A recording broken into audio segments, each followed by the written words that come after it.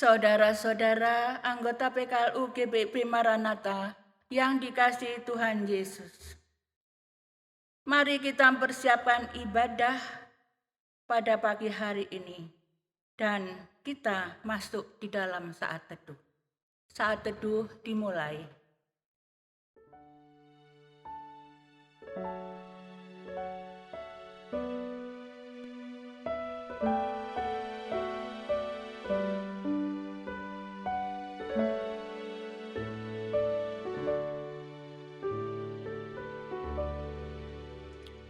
Saat teduh selesai, mari kita berdiri bersama-sama. Kita akan menyanyi himne Pelkat PKLU GBIP sampai masa tua.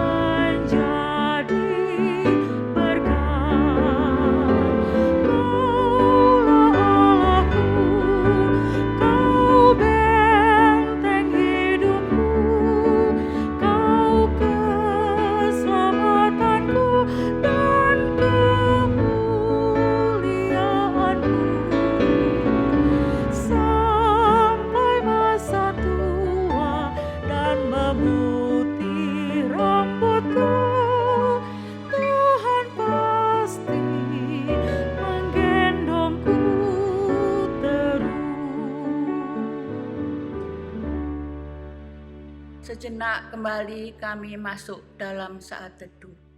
Saat teduh dimulai.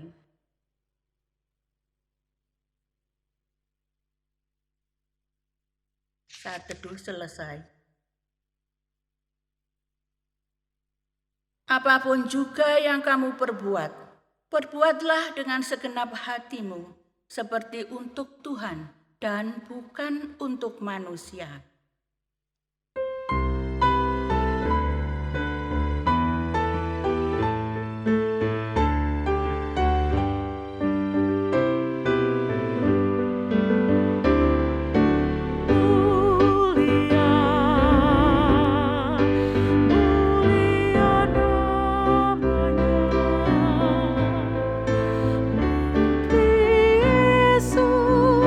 Kemuliaan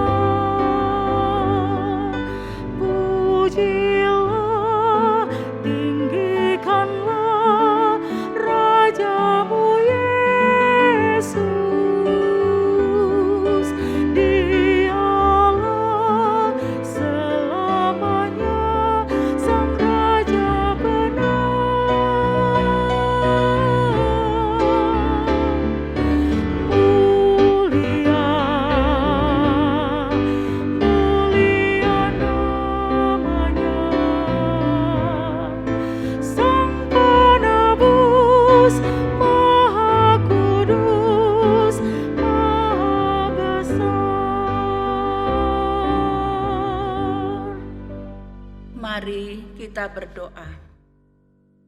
Ya Bapa di sorga, inilah kami anak-anak-Mu, orang-orang pilihan-Mu. Saat ini kami hadir di hadirat-Mu ya Tuhan, untuk mendengarkan firman-Mu lewat hamba-Mu Pendeta Monika, seraya memuji dan muliakan Engkau ya Tuhan. Berkatilah kami yang hadir dalam ibadah ini dari rumah kami masing-masing. Amin. Mari kita membaca Mazmur pujian yang diambil dari Mazmur 63 ayat 2 sampai dengan 9 secara responsoria. Ya Allah, Engkaulah Allahku, aku mencari Engkau. Jiwaku haus kepadamu, Tubuhku rindu kepadamu, seperti tanah yang kering dan tandus tiada berair. Demikianlah aku memandang kepadamu di tempat kudus, sambil melihat kekuatanmu dan kemuliaanmu. Sebab kasih setiamu lebih baik daripada hidup. Bibirku akan membanggakan Engkau. Demikianlah aku mau memuji Engkau seumur hidupku, dan menaikkan tanganku demi namamu. Seperti dengan lemak dan sumsum jiwaku dikenyangkan. Dan dengan bibir yang bersorak-sorai mulutku memuji-muji. Apabila aku ingat kepadamu di tempat tidurku, merenungkan Engkau sepanjang kawal malam. Sungguh Engkau telah menjadi pertolonganku. Dan dalam naungan sayap-Mu aku bersorak-sorai. Kita bersama-sama membaca ayat 9. Jiwaku melekat kepadamu, tangan kananmu menopang aku. Demikian firman Tuhan. Kita menyanyi dari kitab Bakti 276, bait 1 dan 3, Ada Intan Cemerlang.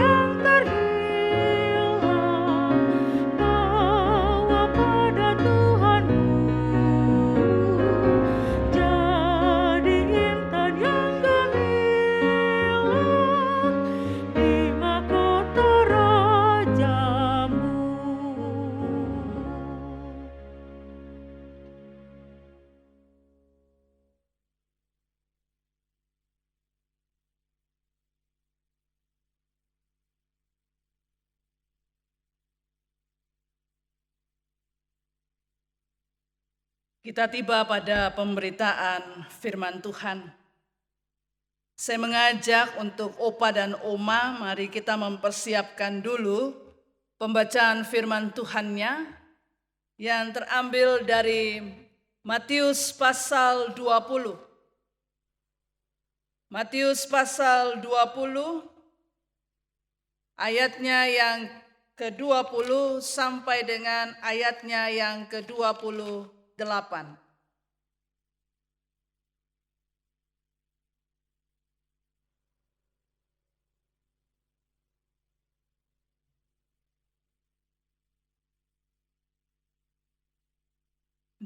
Alkitabnya sudah dipersiapkan, Marilah kita berdoa kepada Tuhan. Marilah kita berdoa. Inilah kami, kaum lanjut usia, yang bersekutu di hari ini, di pagi hari ini, untuk memuji dan memuliakan nama Tuhan. Sebentar lagi kami akan membaca dan merenungkan firman-Mu. Berkatilah hati dan pikiran kami, agar firman yang kami baca kemudian kami renungkan, selalu mengajar kami, mendidik kami untuk senantiasa percaya dan taat kepada Tuhan. Kami sudah mempersiapkan diri. Berbicaralah Tuhan. Amin. Marilah berdiri untuk mendengarkan firman Tuhan yang dibacakan dari Alkitab, Matius pasal 20, ayatnya yang ke-20 sampai dengan ayatnya yang ke-28. Demikian kata firman. Permintaan Ibu Yakobus dan Yohanes, bukan memerintah, melainkan melayani.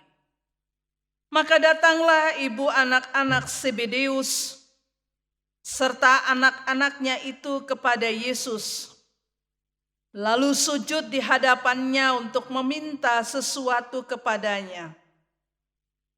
Kata Yesus, "Apa yang kau kehendaki?" Jawabnya, "Berilah perintah supaya kedua anakku ini boleh duduk kelak di dalam kerajaan-Mu, yang seorang di sebelah kanan-Mu dan seorang lagi di sebelah kiri-Mu." Tetapi Yesus menjawab katanya, "Kamu tidak tahu apa yang kamu minta. Dapatkah kamu meminum cawan yang harus kuminum?" Kata mereka kepadanya, "Kami dapat." Yesus berkata kepada mereka, "Cawanku memang akan kamu minum. Tetapi hal duduk di sebelah kananku atau di sebelah kiriku, aku tidak berhak memberikannya. Itu akan diberikan kepada orang-orang bagi siapa Bapa-Ku telah menyediakannya." Mendengar itu, marahlah ke-10 murid yang lain kepada kedua saudara itu. Tetapi Yesus memanggil mereka lalu berkata, "Kamu tahu bahwa pemerintah-pemerintah bangsa-bangsa memerintah rakyatnya dengan tangan besi, dan pembesar-pembesar menjalankan kuasanya dengan keras ke atas mereka. Tidaklah demikian di antara kamu. Barang siapa ingin menjadi besar di antara kamu, hendaklah ia menjadi pelayanmu. Dan barang siapa ingin menjadi terkemuka di antara kamu, hendaklah ia menjadi hambamu. Sama seperti Anak Manusia datang bukan untuk dilayani, melainkan untuk melayani dan untuk memberikan nyawanya menjadi tebusan bagi banyak orang." Demikianlah pembacaan firman Tuhan. Berbahagialah semua orang yang mendengarkan firman Tuhan, kemudian mau melakukannya dengan sungguh-sungguh. Terpujilah Tuhan Yesus, Hosiana. Hosiana, Hosiana, Hosiana.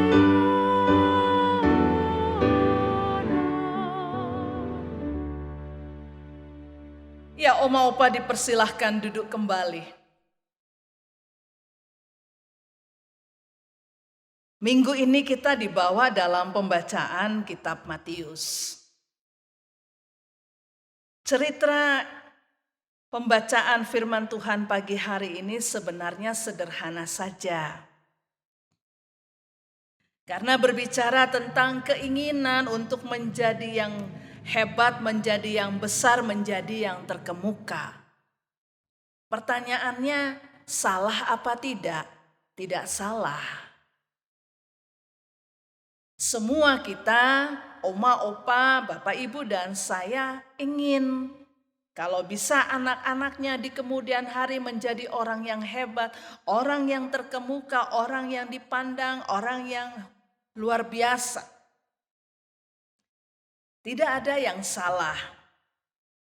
Dan ketika kita membaca firman Tuhan pada pagi hari ini juga Tuhan tidak mengajarkan bahwa kita nggak boleh menjadi orang yang terkemuka. Tuhan juga tidak melarang untuk kita nggak boleh jadi orang hebat, jadi orang yang di atas kedudukannya. Tuhan tidak melarang itu. Oleh karena itu, oma opa yang terkasih, karena oma opa kalau mau dibilang dalam perjalanan hidup, oma opa sudah selesai ya. Lalu ketika melihat firman Tuhan ini, pertanyaannya adalah apa sebenarnya yang bisa dilakukan oleh kaum lanjut usia, oma opa sekalian. Yang bisa dilakukan oleh kaum lanjut usia atau oma opa yaitu bahwa jangan lupa tugasnya adalah menggiring, menasehati anak, menantu dan cucu-cucu supaya mereka punya hidup selalu berpadanan dengan firman Tuhan. Ya, kalau membaca cerita ini sebenarnya ada 2 poin. Poin yang pertama begini. Anak-anak Zebedeus, Yohanes dengan Yakobus. Kalau mau dilihat hubungan antara Yohanes, Yakobus dengan Yesus, ternyata mereka ini sepupuan. Ya, ternyata mereka ini sepupuan. Oma opa bisa baca itu dalam Matius pasal 27 ayat yang ke-56. Kenapa begitu dibilang sepupuan? Karena ibu dari Yakobus dan Yohanes itu bernama Salome. Ya. Salome itu saudara perempuan dari ibunya Tuhan Yesus, Maria. Berarti kalau ibu sama ibu, Salome dengan Maria bersaudara, sehingga Yakobus dan Yohanes adalah sepupu dari Tuhan Yesus. Nah, karena ada pertalian darah ya, maka anak-anak ini Yohanes dan Yakobus bisik ke mamanya, ngomong atau curhat ke mamanya Salome, kalau boleh mamanya nanti sampaikan ke Tuhan Yesus. Apa permohonan mereka? Permohonannya adalah kalau nanti kerajaannya Tuhan itu sudah berdiri, sudah terwujud, diharapkan Yohanes dan Yakobus boleh duduk di sebelah kiri dan sebelah kanan. Ya, sebelah kiri dan sebelah kanan. Otomatis kalau dilihat sebelah kiri dan sebelah kanan adalah posisi-posisi terhormat. Gitu ya. Lihat aja di ayat yang ke-20 di situ dikatakan, maka datanglah ibu anak-anak Zebedeus serta anak-anaknya itu kepada Yesus lalu sujud. Ketika membaca ayat yang ke-20 ini sujud di hadapannya. Ayat ini menunjukkan bahwa ada sikap yang dimiliki oleh ibu dari Yohanes dan Yakobus. Ternyata ketika dia sujud, dia percaya bahwa nanti bahwa Yesus pasti akan mendirikan kerajaannya. Hanya saja pandangan dari Salome berbeda.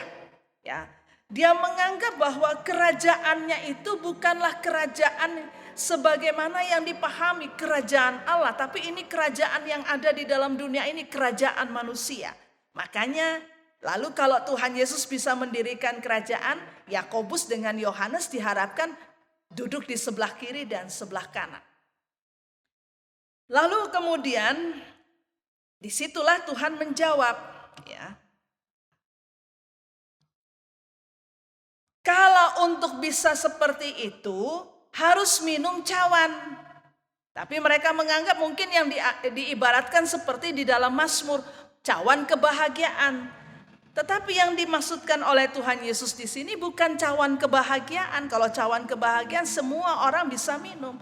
Tetapi yang akan diminum adalah cawan seperti yang Tuhan Yesus minum, dan itu juga akan diminum gitu.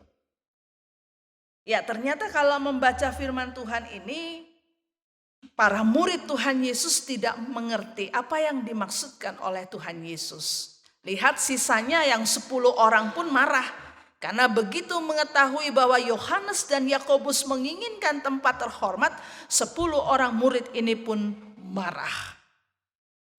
Bapak Ibu yang terkasih atau oma opa yang sangat dikasihi oleh Tuhan Yesus, dari firman ini poin yang pertama begini.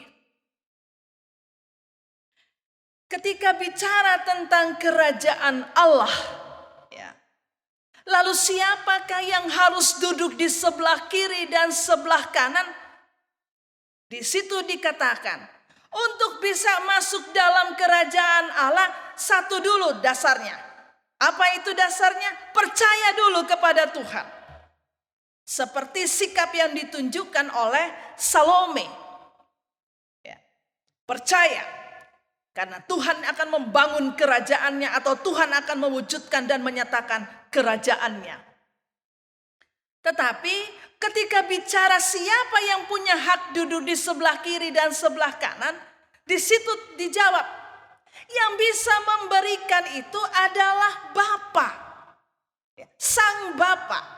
Dengan kata lain, setiap orang percaya akan masuk. Kalau percaya kepada Tuhan Yesus, kita akan masuk di dalam kerajaan Allah. Tapi bicara tentang atau perkara tentang siapa yang duduk di sebelah kiri dan sebelah kanan, semata-mata itu adalah anugerah Allah.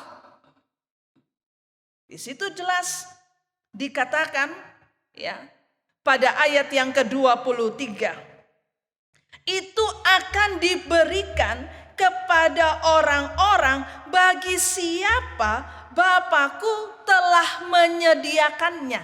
Jawabannya cukup jelas. Mau masuk kerajaan Allah atau mau menikmati kerajaan Allah, kita harus percaya kepada Tuhan Yesus. Tapi ketika bicara siapa yang berhak duduk di sebelah kiri dan sebelah kanan, semata-mata adalah anugerah. Jangan dihitung karena kita bisa duduk di sebelah kiri atau kita bisa duduk di sebelah kanan karena prestasi kita. Gak ada itu. Ya. Ketika kita setia, ketika kita taat, anggaplah itu sebagai satu kewajiban. Kalau bilang itu prestasi, jangan pernah menganggap bahwa itu sebagai satu prestasi. Yang bisa duduk di sebelah kiri dan sebelah kanan adalah anugerah Allah. Pertanyaannya, kalau gitu apa yang harus kita kerjakan? Kerjakan saja apa yang menjadi kewajiban kita. Setialah kepada Tuhan, percayalah kepada Tuhan, dan lakukanlah atau kerjakanlah keselamatan melalui hidup yang Tuhan berikan kepada kita semua. Jadi jelas yang pertama itu ya Bapak Ibu. Yang kemudian yang kedua, untuk bisa masuk dalam kerajaan Allah, Tuhan bilang, minumlah cawan, kamu juga nanti akan minum cawan itu. Dengan kata lain, untuk masuk di dalam kerajaan Allah, ada harga yang harus dibayar. Apa itu? Ya, ketaatan dan kesetiaan kita terkadang menempatkan kita pada posisi yang tidak mengenakkan. Yakobus dan Yohanes, mereka berdua menjadi rasul, pada akhirnya mereka dua juga harus menerima perlakuan yang tidak mengenakkan. Dengan kata lain mau dibilang begini, kamu juga akan minum cawan itu. Bukan berarti ketika kamu minum cawan itu kamu akan dibunuh, kamu akan dipenjara. Hanya itu saja, tidak. Gitu ya. Memang Yohanes dan Yakobus dibunuh dan ada yang dipenjara. Tetapi yang mau dikatakan begini, ketika kamu minum cawan itu, harus siap juga untuk menerima konsekuensi dari ketaatan dan kesetiaan itu kepada Allah. Itu harga yang harus dibayar. Dan kalau itu harga yang harus dibayar, kita siap untuk menanggung resiko itu, sudah pasti kita punya tiket untuk masuk ke dalam kerajaan Allah. Tapi poin yang ketiga, saya lupa dengan poin yang ketiga di sini. Tadi ketika kita bicara, salah nggak? Tuhan nggak melarang, ya. Tuhan tidak melarang Bapak Ibu atau anak-anak kita untuk jadi orang yang hebat, kemudian duduk di yang paling depan. Nggak ada yang salah. Tetapi catatan dari firman Tuhan ini apa yang menjadi koreksi? Yang menjadi koreksi buat kita begini. Silahkan, ya, silahkan. Kejarlah segala sesuatu. Sampailah ke tempat yang paling tinggi. Hanya saja yang harus dimiliki. Milikilah hati seorang hamba ketika kita sudah duduk di tempat-tempat yang paling tinggi. Milikilah hati seorang hamba. Karena dengan hati seorang hamba kita akan selalu ingat bahwa yang memberi tempat itu adalah Tuhan. Dan kita hanya seorang hamba yang melakukan apa yang menjadi kehendak Tuhan. Itu baru bisa dibilang kita telah menjadi alat bagi orang lain. Silakan saja. Ya. Jadi opa oma, firman Tuhan pada pagi hari ini, opa oma sudah selesai. Tapi tugas opa oma belum selesai. Tugas opa oma adalah menasehati anak-anak, menasehati menantu, menasehati cucu-cucu. Silahkan berjuang dalam dunia ini. Kejarlah cita-cita setinggi langit.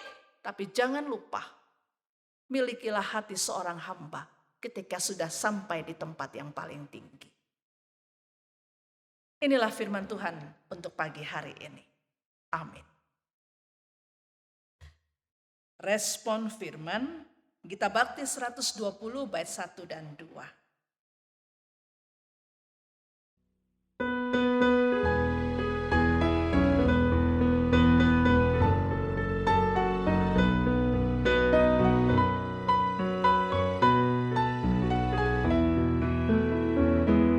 Kristus memanggil diriku, juga memanggil dirimu untuk wartakan kebenaran firman-Nya. Jangan abaikan suaranya, jangan dengarkan hatimu. Kristus memanggil dan mengutus dirimu. Dia memanggil, Dia mengutus, Dia membimbing dan besertamu selamanya.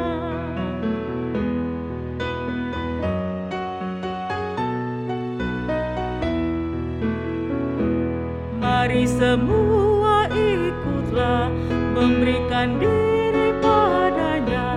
Jadilah alat dalam tangan Tuhanmu. Pergi ke seluruh dunia, nyatakan kasih Tuhanmu, supaya dunia pun percaya padanya. Dia memanggil, Dia mengutus, Dia membimbing dan besertamu selamanya.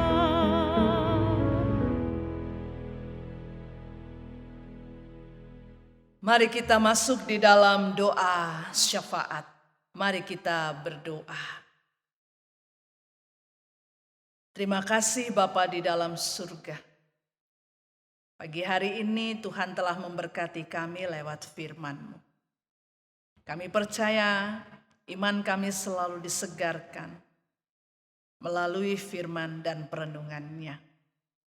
Terlebih kami sebagai kaum lanjut usia. Tugas kami adalah mendidik, menasehatkan setiap keluarga besar kami.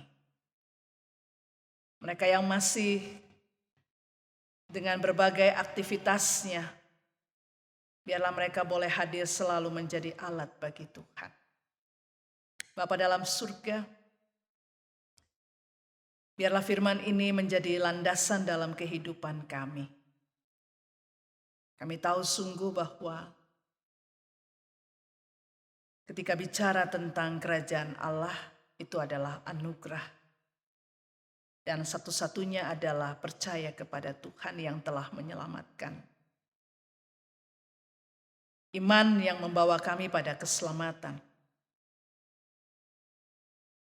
Firman ini juga mengajak kami dan mendidik kami untuk selalu berusaha dan berupaya meraih yang terbaik, tetapi tidak meninggalkan prinsip dasar hidup orang Kristen, hati seorang hamba. Agar dengan hati seorang hamba, kami tidak menjadi orang yang sombong, Kami tidak menjadi orang yang serakah, tetapi kami tetap melihat bahwa ketika kami sampai di tempat yang paling tinggi sekalipun, itu adalah pemberian Tuhan, itu adalah berkat Tuhan, itu adalah anugerah Tuhan. Dan dengan hati seorang hamba justru mengajak kami untuk bersikap, kami selalu taat dan setia kepada Tuhan yang memberikan kami pekerjaan, Tuhan yang mempercayakan berkat-Nya kepada kami, yaitu Tuhan sendiri. Terima kasih Bapa, kiranya firman ini kembali menjadi pegangan dalam perjalanan hidup kami, pribadi lepas pribadi. Bapa dalam surga, kami mau menyerahkan Opa Oma yang mengambil bagian dalam ibadah pagi ini. Tuhan berkati, sayangi mereka. Walaupun ibadah ini masih dilaksanakan dari rumah ke rumah, tetapi kami tetap melihat bahwa ini juga adalah maksud dan kehendak Tuhan. Rumah yang di dalamnya kami harus membangun mesbah-mesbah bagi Allah. Sehingga hubungan dalam keluarga bukanlah hubungan yang asal perlu, tetapi anggota dalam keluarga boleh terjalin hubungan yang baik lewat mesbah yang ada di rumah-rumah. Karakter-karakter dibentuk dan kami setia untuk menjadi anak-anak Tuhan yang mengikuti ketetapan-ketetapan Tuhan. Kami mengucap syukur untuk semua yang boleh terjadi dalam kehidupan kami. Kami boleh melihat sisi positif di belakang semua itu. Terima kasih Bapa di dalam surga. Biarlah Oma Opa senantiasa dalam keadaan sehat. Walaupun mereka tidak bisa keluar dari rumah, ada pembatasan-pembatasan yang harus mereka perhatikan, Tuhan sayangi mereka selalu. Bapa dalam surga, kami juga mau menyerahkan seluruh keluarga besar dari Oma Opa dimanapun mereka berada. Tuhan sayangi mereka juga dengan segala gumul dan juang, dengan segala kebutuhan hidup, dengan segala aktivitas mereka. Bari Tuhan Engkau hadir menjadi teman seperjalanan yang menuntun, yang membimbing, yang mendidik, agar mereka selalu ada di dalam jalan yang benar. Kami mau berdoa bagi Oma Opa yang mengalami kelemahan tubuh yang sakit, Tuhan sembuhkan mereka. Bagi Oma Opa dalam minggu yang berjalan ini, Tuhan memberikan pertambahan usia bagi mereka, biarlah Tuhan sempurnakan rasa syukur yang mereka nikmati dari Tuhan. Terima kasih Bapak, kami juga mau berdoa dan menyerahkan Pelkat PKLU bersama dengan kepengurusannya. Tuhan sayang mereka selalu. Biarlah di tengah-tengah pembatasan-pembatasan seperti ini, tapi kreativitas untuk melayani Tuhan, kreativitas untuk memuji dan memuliakan Tuhan tetap bisa, tidak akan pernah bisa pudar dan terus menghasilkan sesuatu yang terbaik bagi pelayanan di Jemaat GPIB Maranatha Bandung. Tuhan berkati semua para presbiter, pendeta, penatua, diaken, pengurus Pelkat, komisi, BPPJ, panitia, tim kerja, tim pelembagaan, dan semua yang terlibat juga pada pagi hari ini, pemandu pujian, organis, tim OMM, Tuhan sayangi mereka selalu. Berkati juga karyawan gereja yang mendukung sehingga semuanya boleh berjalan dengan baik. Terima kasih Bapak, inilah doa kami. Dan doa ini kami alaskan di dalam doa sempurna yang Tuhan ajarkan kepada kami. Bapa kami yang di sorga, dikuduskanlah namamu, datanglah kerajaanmu, jadilah kehendak-Mu di bumi seperti di sorga. Berikanlah kami pada hari ini makanan kami yang secukupnya, dan ampunilah kami akan kesalahan kami, seperti kami juga mengampuni orang yang bersalah kepada kami. Dan jangan bawa kami ke dalam pencobaan, tapi lepaskanlah kami daripada yang jahat.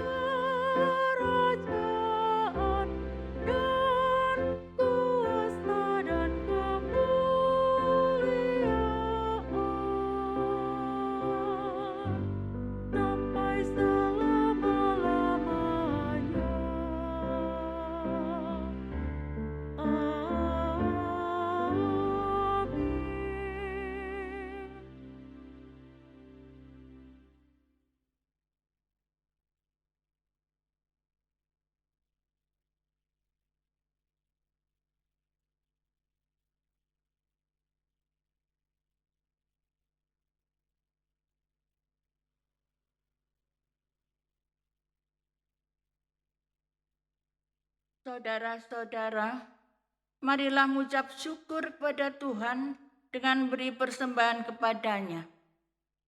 Dengarlah firman-Nya, yaitu Mazmur 54 ayat 8, yang menyatakan, "Dengan rela hati aku mempersembahkan korban kepadamu, bersyukur sebab namamu baik ya Tuhan." Kita akan menyanyi dari NKB 199, langsung ayat 1 dan 3.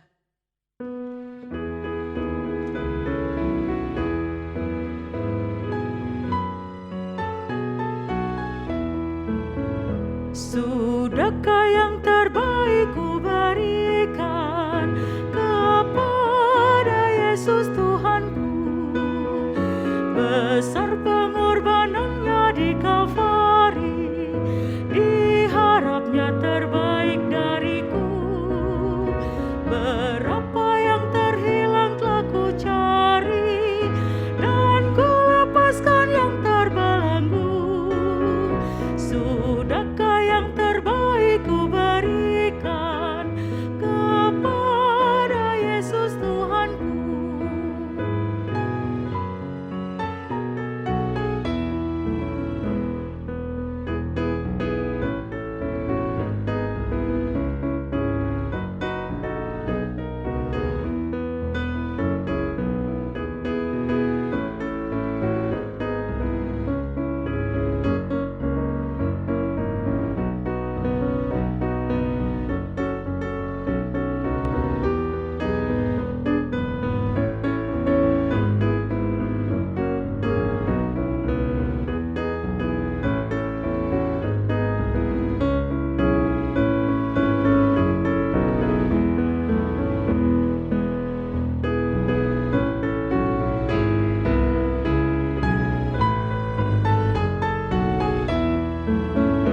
Telah ku perhatikanlah sesama, atau ku biarkan tegar. Ku patut menghantarnya pada Kristus, dan kasih Tuhan terus ku sebar. Berapa yang terhilang telah ku cari, dan ku lepaskan yang terbelenggu. Sudahkah yang terbaik ku berikan kepada Yesus Tuhanku? Marilah kita berdiri, kita akan menyerahkan persembahan kita ke dalam doa. Ya Allah yang Maha Pengasih dan Penyayang, kasih-Mu sungguh nyata dalam kehidupan kami hari demi hari. Inilah persembahan syukur kami ya Tuhan, yaitu umat-Mu yang telah Engkau selamatkan. Berkatilah dan jadikanlah persembahan syukur kami ini untuk pelayan kasih demi kemuliaan nama-Mu. Dalam nama Tuhan Yesus Kristus. Amin.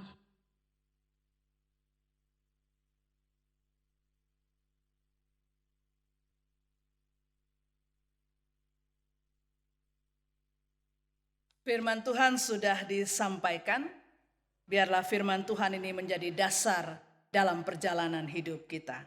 Kidung Jemaat 457, bait pertama dan bait yang keempat.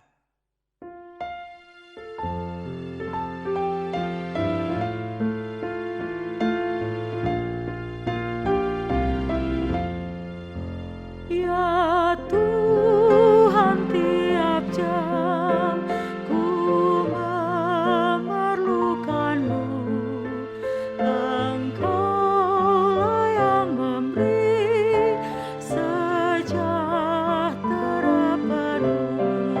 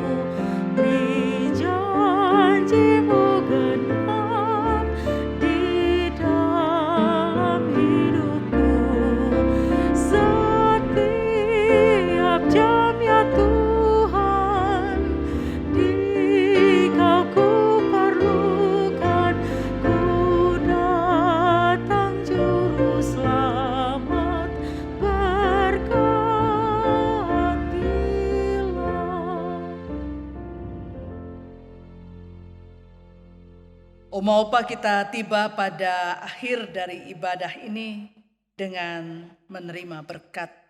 Untuk itu angkatlah hati dan arahkanlah pikiran Oma Opa kepada Tuhan dan terimalah berkat-Nya. Kasih karunia Tuhan Yesus Kristus, kasih Allah Bapa, dan persekutuan Roh Kudus menyertai saudara mulai saat ini sampai selamanya.